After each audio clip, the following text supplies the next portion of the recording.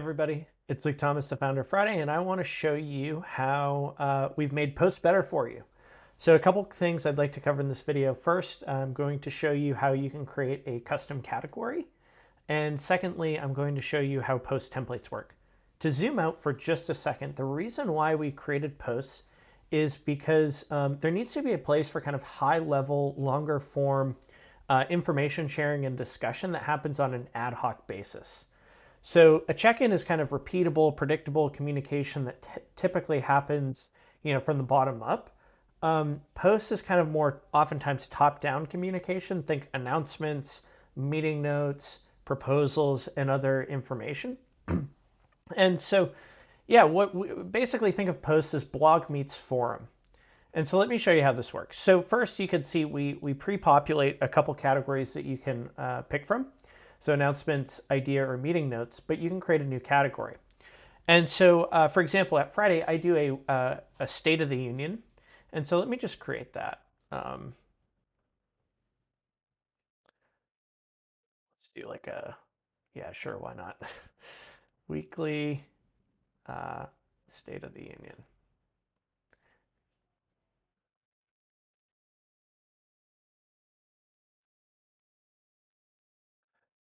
Right? And what you can do is you can pick and choose the people, the teams, or the entire company uh, as like an option. So if I select default visibility, what happens is we're pre-populating the configuration that you want. And so, yeah, this can be for individuals, a team, or an entire company. It's really up to you to pick and choose. So if you may recall, like if you use Google Docs um, or Microsoft Word, you may have to do this every time you create a new document. Well, with Friday post categories, not only are we rolling this up in a chronological format based on the category, but we also pre-populate this configuration, so you don't need to like manually do this every time. So you can also see we have default sharing. So if you select email, we will deliver an email when you create the post to the people that have visibility access. And if you want, you can also push this into a Slack channel automatically. So we'll push the post excerpt, and people can click the link and then can read the entire post in Friday. On my sample account, I don't have Slack set up, so I'm going to get rid of that. So now you can see I have a State of the Union category, and I can give it a title, right? Pretty straightforward. I can do like a header, I can add in tasks, list items. I could even record a Loom video right in line. And so, if you want, you could start from a blank slate.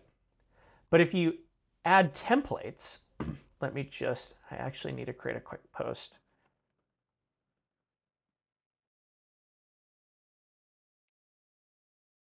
So I'm just going to hit publish. I'm going to publish the post. And then let me show you how templates work.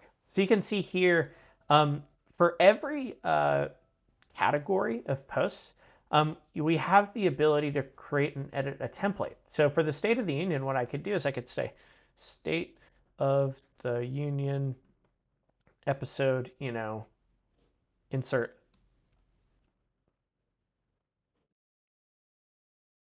Right?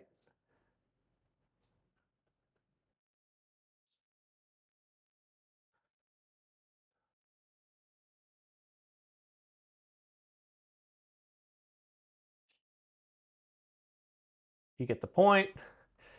And I can add like a GIF, right? And then what I can do is I can save this, right? So now I have my State of the Union template. And for any time I go to create the new post, boom, the template shows up.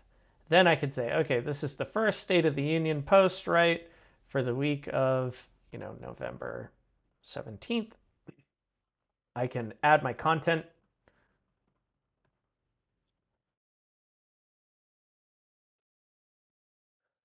And then I hit publish, and we automatically will populate that. Now you can see. So you can see the State of the Unions are all rolling up together.